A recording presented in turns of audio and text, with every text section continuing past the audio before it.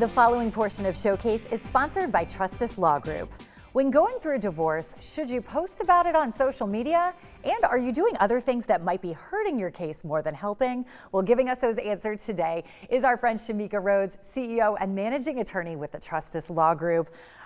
Let's talk about some of these mistakes that people are making, because I think there's costly ones that are happening for people. Yes. Why do you need to not do some of those things? So a big one you brought up is social media. You don't need to do that because, one, you're giving the other side the strategy that you may be deciding with your attorney, and you're giving them evidence to use in court to show that you're not the reasonable one, that maybe you're the unreasonable one. And so going out on social media and talking about your case and blasting your soon-to-be spouse is not a very good thing to do. It's a very bad option. So the judge can actually rule against you in some ways if you seem like you're not emotionally stable in this situation? Yes, they can, because you may be saying things on there that you're heated and in the moment you're saying them and you don't really mean them, but then the opposing counsel, opposing party can use those against you in court as evidence. All right, keep it inside. Yes, keep it in inside. conversation or with your type besties. it, but don't hit post. Right.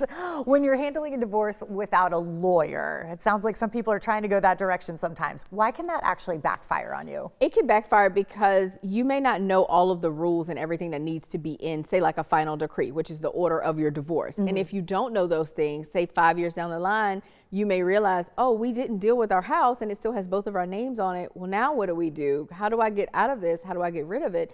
And so now you have to go back and hire a lawyer to fix it. So hiring a lawyer in the beginning may seem expensive, but not hiring a lawyer is even more expensive. I'm sure, for sure. In the future. Let's talk about the home, because a lot of people feel like they want to fight to keep the family home. Is that always the right move? It honestly depends. If you're fighting to keep the home, but you can't afford it, then that's probably not the right move. The better move is to go somewhere and move into a place that you can afford, so that you're not struggling and stressing out about how am I going to be able to pay for this. And if you're trying to keep the home just to be spiteful to the other party, that's also not a good move. A lot of people want to keep it to keep their children where they were living, and that's a good reason, but there's some ancillary things you have to decide, such as, can you financially afford it? Right, for sure.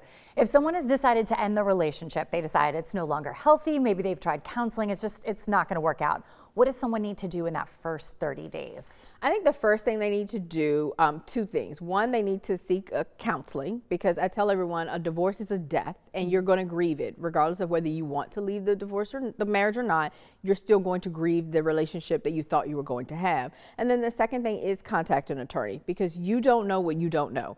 Attorneys who do family law, we do divorces every day, all day. You're going through a divorce, you don't go through them all the time, so you don't know. So those would be the two things I would tell people to do. What are the biggest mistakes that you see people doing right now, or coming to you and saying, no, I know that this is right, and you're like, no, absolutely not? One thing is, if they feel guilty that they've done something in their marriage, they just agree to whatever. Oh. And I tell people the 5-year you is going to be very upset at the now you, because they're not going to want you to have agreed to giving away all the equity in your home because you feel bad.